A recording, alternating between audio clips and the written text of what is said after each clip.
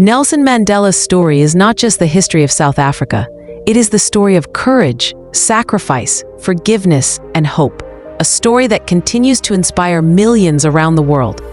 Nelson Rolihlahla Mandela was born in 1918 in a small village called Mvezo in South Africa. He grew up in a time when racial discrimination was deeply rooted in society. The system of apartheid separated people by skin color. White people had all the power, while black South Africans were treated as second-class citizens. As a boy, Mandela was curious and intelligent. His father passed away when he was just 12 years old. After that, a local chief adopted him, giving him the chance to attend school. There, he received the name Nelson, given by a teacher. Mandela studied hard and later went to university. He became one of the few black South Africans at the time to study law. But his education was not just about books. He began to see the pain of his people, the injustice, the humiliation, and the violence they faced every day. This sparked a fire in his heart to fight for justice. In the 1940s, Mandela joined the African National Congress, the ANC. It was a political group fighting against apartheid. He believed that black South Africans deserved equality, dignity, and the right to live freely in their own country.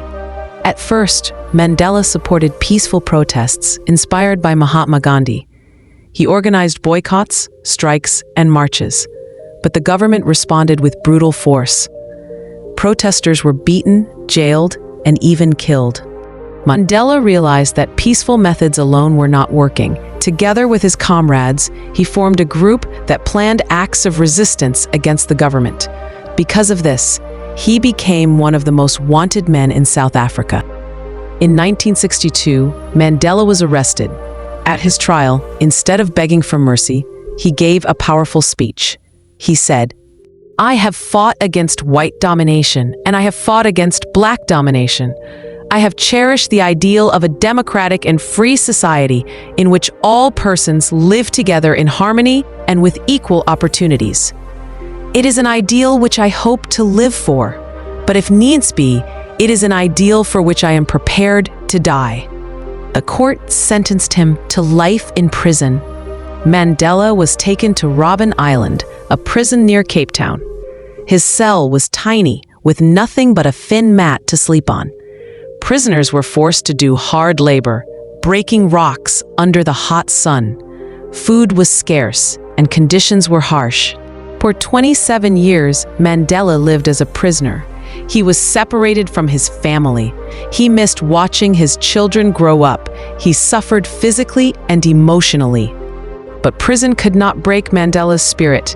He read books, studied politics, and encouraged fellow prisoners to keep hope alive. Even the guards, who once treated him harshly, began to respect him for his dignity and wisdom. Mandela turned his cell into a classroom of leadership. He taught others about discipline, unity, and the dream of freedom.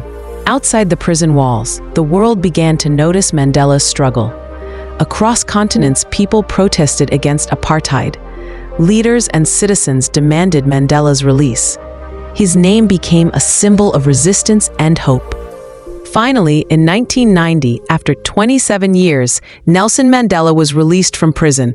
The moment he walked free, millions around the world celebrated. His raised fist became a symbol of victory, not just for South Africa, but for oppressed people everywhere. In 1994, South Africa held its first free election. For the first time in history, black and white citizens voted together.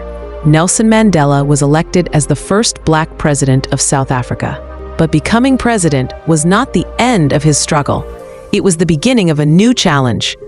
The country was deeply divided. Many feared that civil war would break out.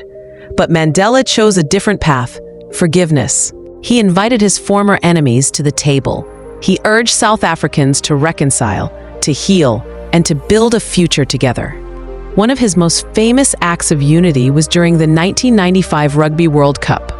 Rugby was seen as a white man's sport, but Mandela wore the team's jersey and supported them publicly. This simple act united millions, showing that South Africa could rise above hatred. Mandela's presidency marked a new beginning for his nation. He stepped down after one term, proving he was a servant of the people, not a ruler hungry for power. In 2013, Nelson Mandela passed away at the age of 95. The world mourned, but his legacy continues. He once said, "Courage is not the absence of fear, it's inspiring others to move beyond it." Mandela's life teaches us that no matter how long the struggle, with courage, patience, and forgiveness, even the impossible can be achieved.